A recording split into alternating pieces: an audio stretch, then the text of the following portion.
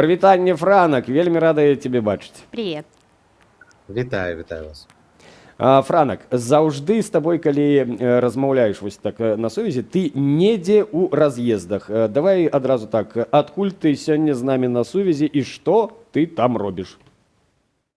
Сёння Берлін, візіт Ціханаўскай, яна выступае на такім вялікім канадска-нямецкім івэнце пра транснацыянальныя рэпрэсіі.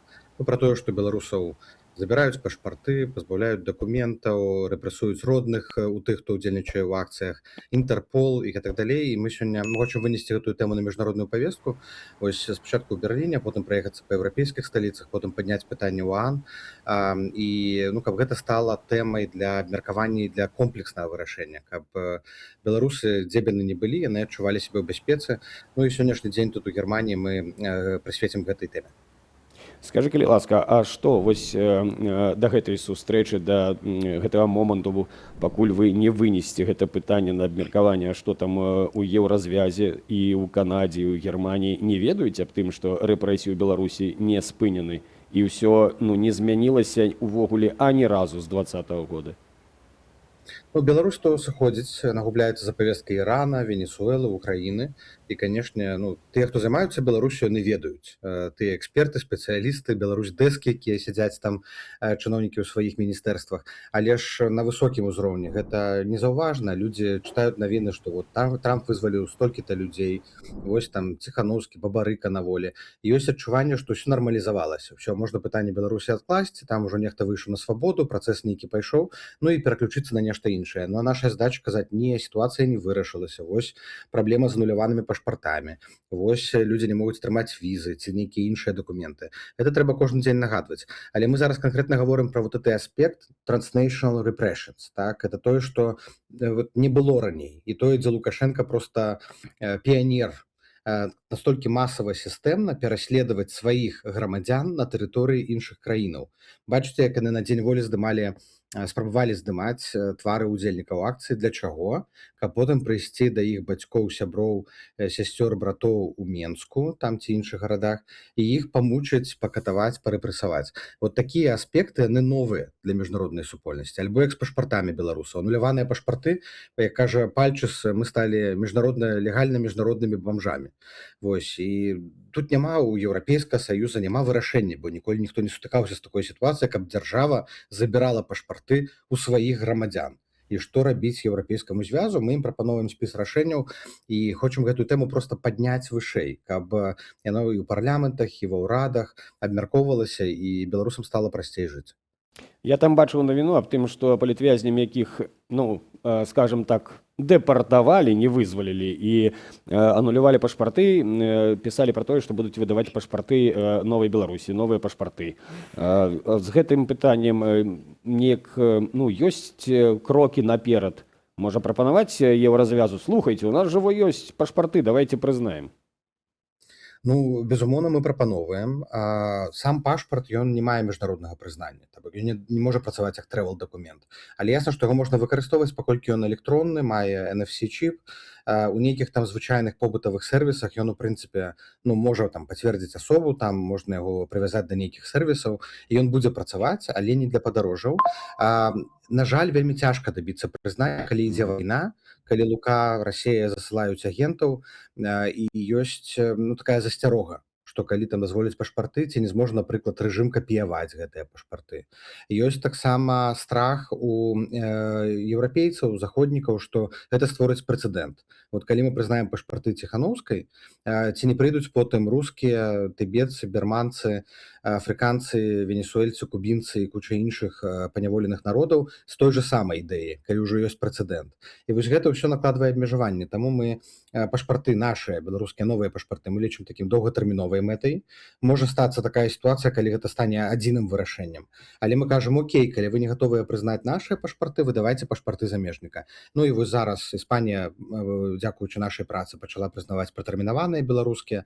Данія, Швецыя, Нарвегія недавно выпусцілі пашпарты замежніка. У Літве і Польшчы гэта ўжо працуе. То бок гэта ўсё такая палітыка, так? Ты робіш нейкую адну рэч, але спадзяешся, на нейкі больш шырокі эфект, больш доўгатэрміновы эфект. І ты ніколі не ведаеш, што стрэльне. Сам пашпарт дае нам, ён можа не дае юрыдычных шмат правоў, але ён таксама сімвалічную важнасць. Ён паказвае, што беларусы не ўсе як Лукашенко. Мы не рэжым, мы не хочам быць як ён, мы хочам вось быць беларускай дэмакратычнай супольнасцю. І гэта цэняць. Гэта цэняць, нас паважаюць, дае нам такую суб'ектнасць вось на міжнароднай арэне. Франок, вот смотри, зачитаю тебе, это было в нашей Ниве. По репрессивным правкам 2023 года в закон о гражданстве, чтобы лишить гражданства белоруса по рождению, нужен заочный приговор и факт уклонения от исполнения наказания за границей. Политически заключенные под эти критерии не попадают. Их судили очно, они физически находились в заключении и были освобождены властями. То есть те, которых сейчас принудительно депортировали, гражданства не могут лишить. А что касается нас, то есть нас же сейчас других, вот белорусов таких, как ты, я, да, заочно всех судят, дают огромные какие-то штрафы, сроки. То есть нас могут лишить, получается, гражданства, и кем мы тогда будем, если нас лишат гражданства? Бомжами? Ну, и кем? Вот я тогда получусь. Яны не маюць права, і беларуская канстытуцыя гарантуе роўныя правы ўсім грамадзянам. Дзяржава не мае права аднаасобна пазбаўляць грамадзянства. Ёсць, канешне, нейкія там механізмы, калі чалавек атрымлівае іншае грамадзянства, тады там дзяржава можа разглядзець там пазбаўленне яго беларускага грамадзянства. Ну але нават па беларускім заканадаўстве гэта не правамерна. Ну і таму тое, што адбываецца ў Беларусі, вот этот прынцып недазаконаў, які цяпер ёсць, ён мае выключна палітычную логіку. Задача Лукашэнкі гэта што зрабіць? Раздзяліць тых, хто выехаў, тых, хто застаўся, і каб тыя, хто выехалі, ніколі не маглі вярнуцца ў Беларусь. І вось пазбаўленне пашпартоў, ануляванне, вот это вываз з Беларусі, мэта ж якая, каб мы ніколі не маглі вярнуцца назад, каб Лукашенко жыў там, рабіў свой комфортны свет разам з Пуціным, каб ніхто ім не замінаў гэтым, а мы з вами это інтэлігенты, дряхлыя актывісты, хто там вшывыя блохі і ўсе астатнія прастытуткі, наркаманы, каб мы просто засталіся дзе-небудзь там на захадзе і не шарахалі няшчаснага Лукашенка, якому і так ужо цяжка псіхалагічна на пенсіі дажываць свой век. Вось, таму гэта незаконна, наша задача просто вось гэта вывесці ў нейкі працэс легальны, міжнародны, каб ААН гэта зафіксаваў, каб калі пачнецца расследаванне ў міжнародным крымінальным судзе, гэта было зафіксавана. Ужо ёсць 3 суддзі, і прызначаныя Лукашэнку, і з чым яго і віншуем. Таму чым больш мы будзем абазначаць свае праблемы, але і паказваць, што мы варушымся, нешта робім, тым больш шансаў гэта выправіць. Трэба даціснуць Лукашэнку до такой ступені, каб ён адмяніў пашпартны дэкрэт, напрыклад, як мінімум, і каб людзі маглі вяртаць, аднаўляць свае дакументы ў кансулятах па ўсім свеце, як мінімум. І мы пра гэта гаворым таксама і з амерыканцамі, якія зараз камунікуюць з Лукашэнкам на высокім узроўні, каб яны ставілі гэтае пытанне, акрамя вызвалення палітвязняў, таксама перад рэжымам.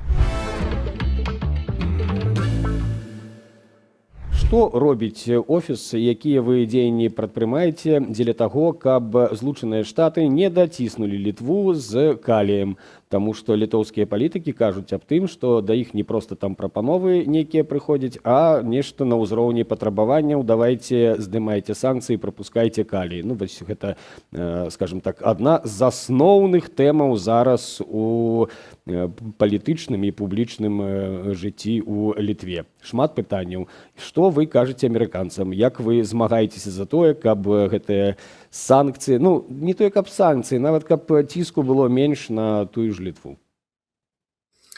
Амерыканцы не ціснуць на Літву. І прэм'ер-міністрка, і прэзідэнт, і міністр пацвердзілі, што ў размовах, у сустрэчах ні разу гэтае пытанне не ўздымалася.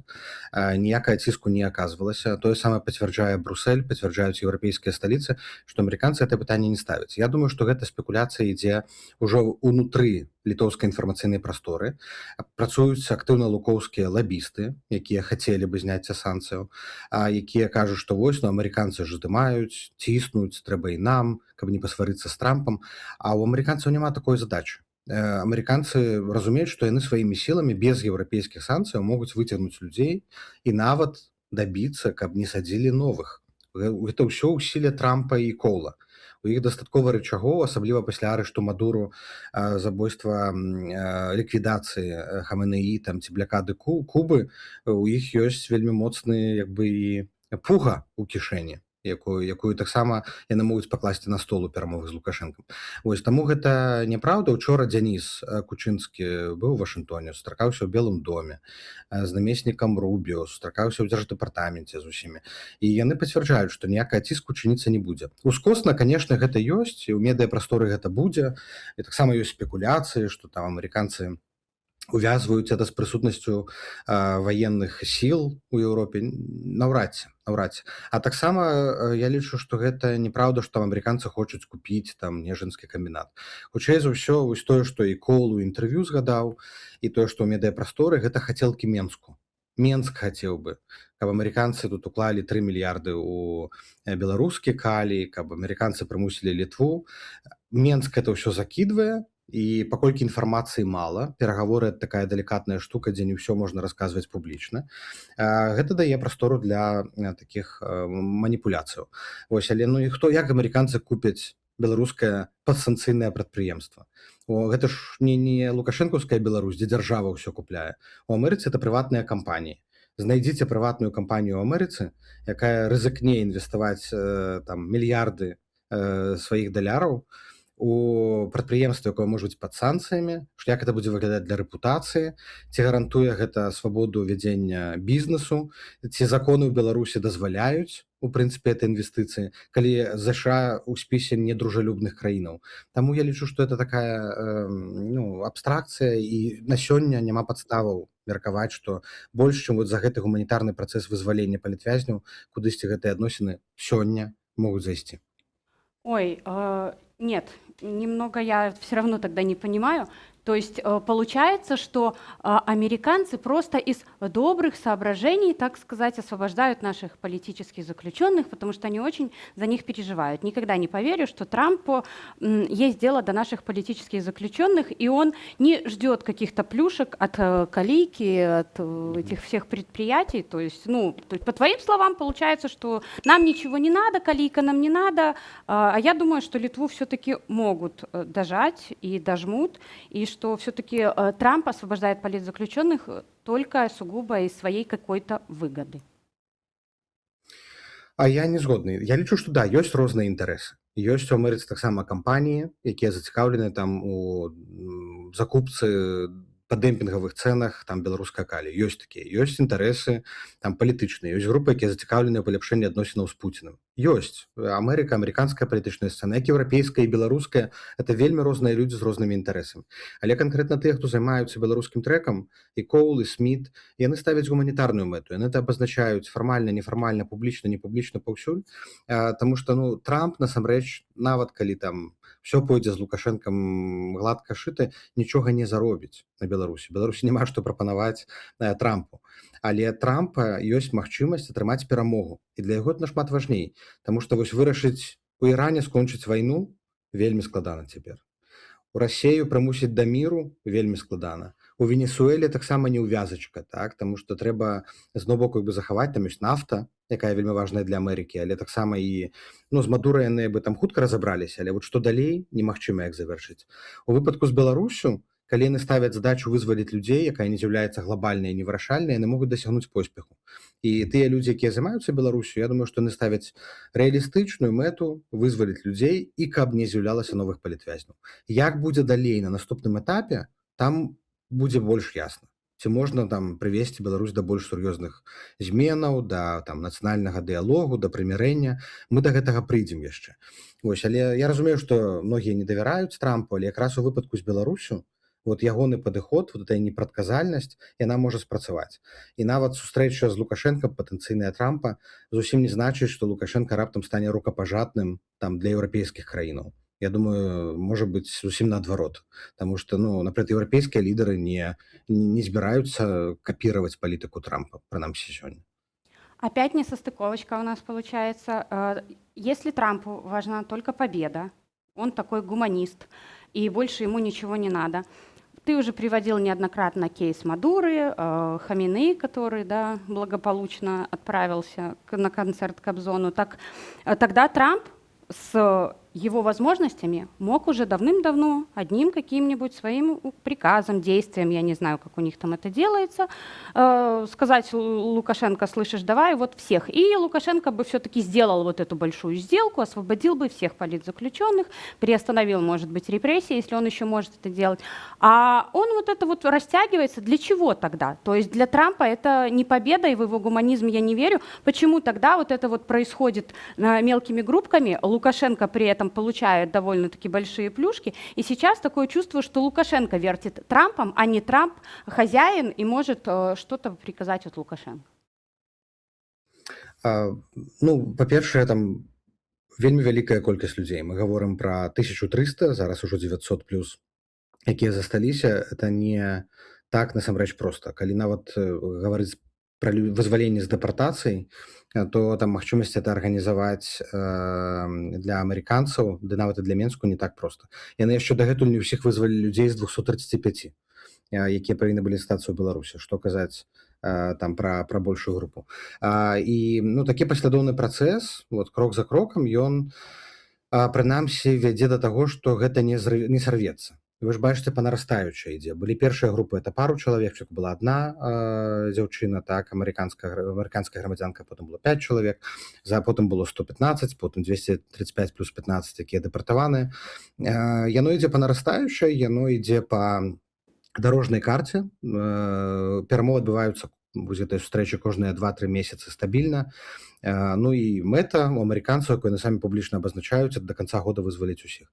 Да, хацелася б нам усім, каб адным махам усіх там пасадзілі, адкрылі вароты, усіх вызвалілі, а ўсе тыя, хто там за мяжой, маглі вярнуцца. На жаль, у выпадку з Лукашэнкам гэта цяжка атрымаецца, таму што Лукашенко таксама баіцца, як это ўспрымуць ягоныя сілавікі, чыноўнікі. Трамп, ён ідзе да больш рашучых мераў, калі бачыць, што партнёр не дамоваздольны.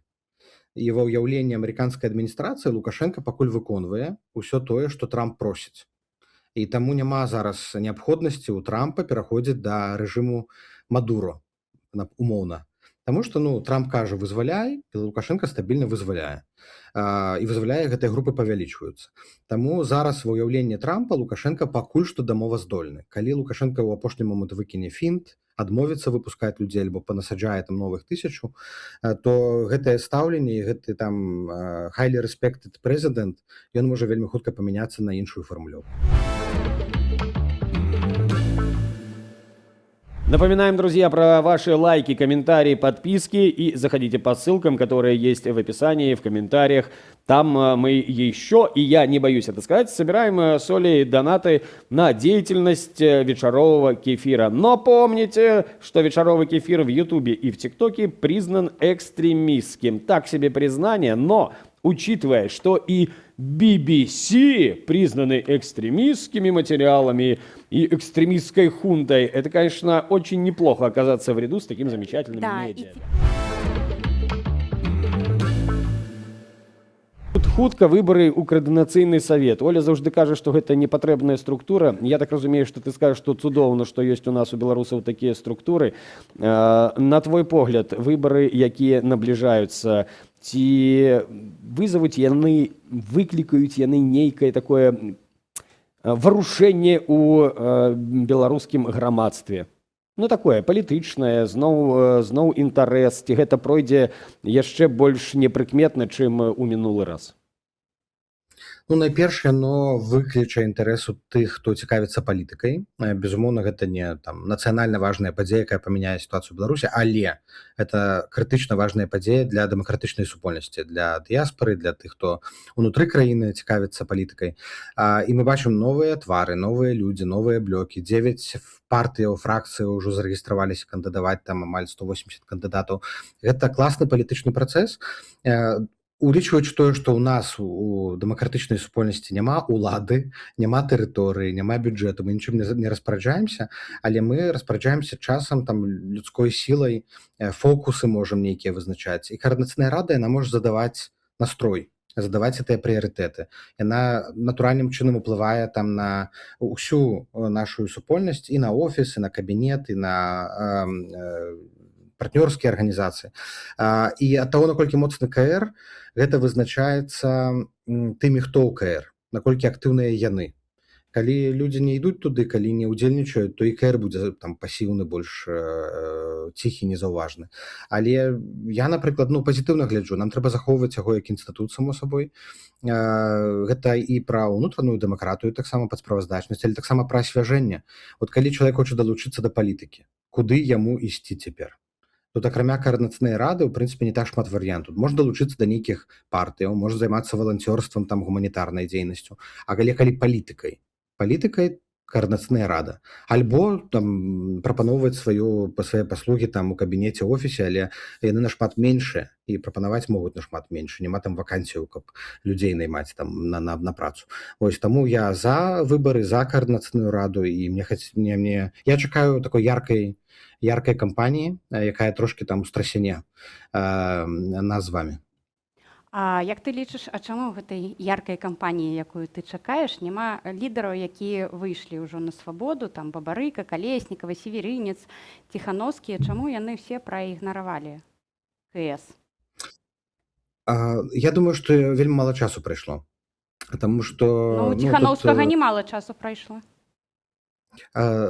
Ціхановская немала, у Ціхановска ён вельмі фокусуецца там на адной задачы, на працы з Амерыкай, яму гэта менш цікава.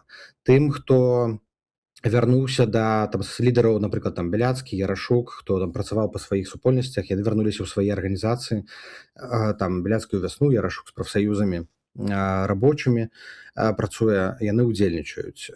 Тыя, хто былі там лідарамі ў 2020 годзе, з'явіліся як лідары, там Калеснікава, Бабарыка, яны зараз аднаўляюць сваю партыю першую чаргу, і трэба будзе пашукаць нейкі механізм таксама ўзаемадзеяння з новымі структурамі. Але просто там для Северынца, Дашкевіча, там ясна, яго там іншы фокус, ён не бачыць сябе там у нейкіх палітычна-партыйных структурах. Северынец ужо ўдзельнічае у палітычным жыцці, кіраваў аргкамітэтам Дня волі і выдатна справіўся, зрабіў фантастычную работу. Кучук займаецца чарнобыльскім шляхам і ажыўляе там працу ўсіх зялёных. То бок кожны шукае пад сябе, але я думаю, што магчыма КР, як толькі будзе абраны новы склад, трэба будзе падумаць, якім чынам інтэграваць, каб цягам 2 гадоў пакуль мандат, каб была магчымасць інтэграваць больш лідараў, якія выходзяць на свабоду. А ты говоришь, Тихановский занимается нечым у Амерыцы. Ведаеш, чым ён там займаецца? Пакуль што я бачыў ягоныя інтэрв'ю і публічныя выступы, якія з'яўляюцца, ёсць запрашэнні на некаторыя міжнародныя івэнты. Я разумею, што ён займаецца пакуль што там прыходзіць у сябе, вывучае ангельскую мову у першую чаргу. Такой актыўнай палітычнай дзейнасці апошнія месяцы я не назіраў. А зараз ты ў Берліне, прабач, Женечка, а Бабарыка, ведаеш, чым займаецца? Акрамя партыі, чым-небудзь? Тут, ведаеш, я, Оля, крыху дадам. Была сустрэча з Віктарам Бабарыка у Святланы Ціхановскай, вось ж там сустракаліся, абмяркоўвалі, але вось дагэтуль не зразумела, што там абмеркавалі, таму што это ўсё нейкія агульныя словы. Мы там пагаварылі, будзем працаваць мы сваё, ён сваё. Зараз Бабарыка, калі адказвае на пытанні і некія посціць нешта там у сацыяльных сетках, увогуле ні халеры не зразумела. З кім ён там размаўляў наконт таго, ісці ў КР, не ісці, што там з гэтай партыяй разам. Можа, ёсць нешта так каротка, каб мы зразумелі, чым займаецца напрамак Бабарыкі, напрамак, так, разам ці не разам, там палітвязні, не палітвязні, санкцыі, не санкцыі, давайте бізнес неяк там аднаўляць. Ні халеры не зразумела, да яго мы не можам датэлефанавацца. Вось пакуль ты тут з намі, можа нешта патлумачыш, калі ведаеш. Сёння ў 5 гадзін мы сустракаемся з Бабарыкам і Святланай, і я думаю, што прагаворым таксама там далейшыя пляны, чым ён займаецца, чым мы займаемся.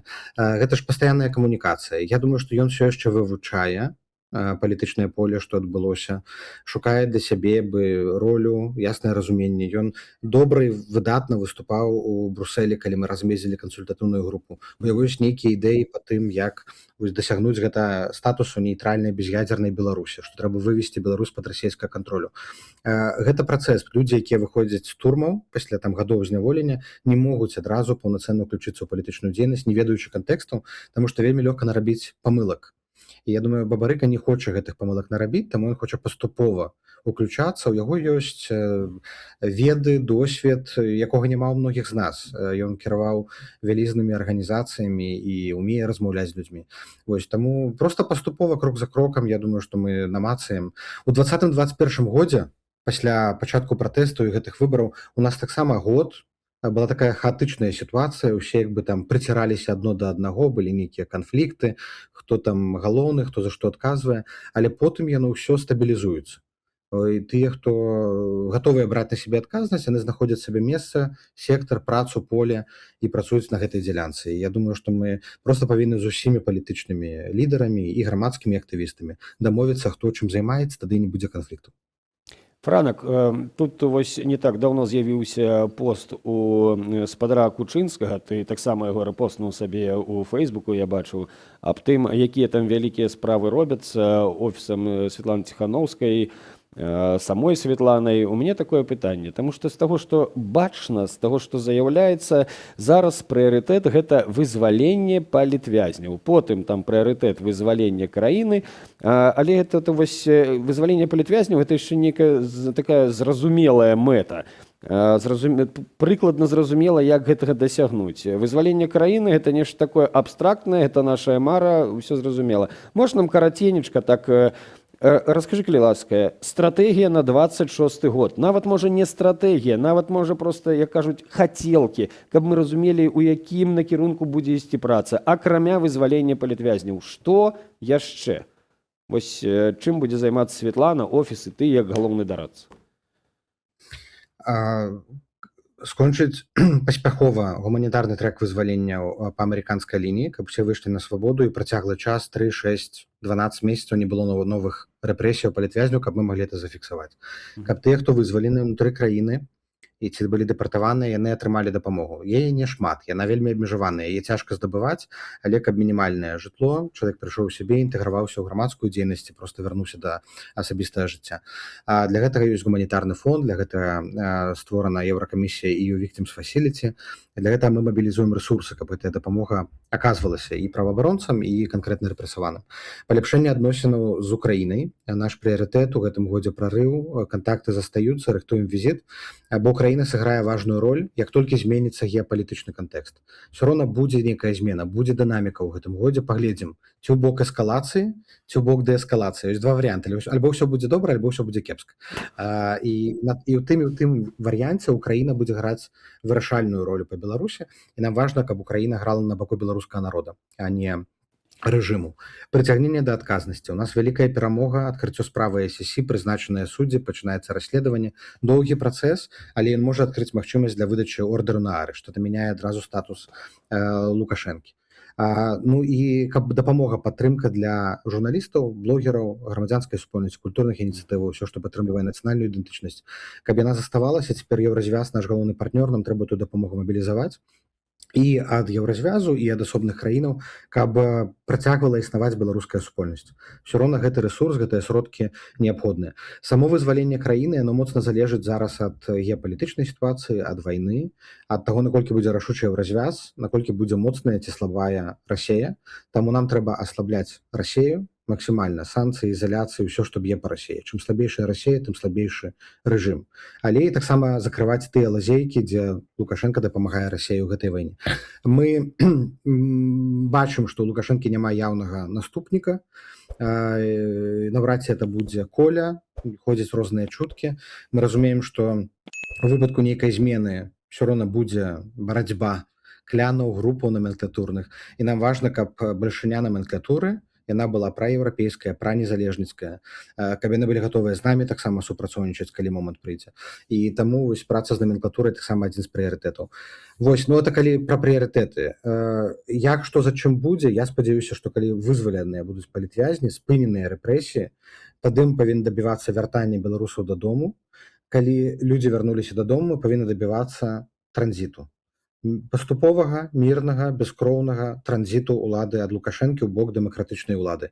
Якой яна будзе, мы не ведаем, это павінна быць вырашана на выбарах, але каб і Украіна, і ЗША, і Еўразвяз, яны нас на гэтым падтрымалі, і каб мы з вамі не дазволілі Расіі ў гэта ўмяшацца. Ну, вот такімі мазкамі агульная карціна.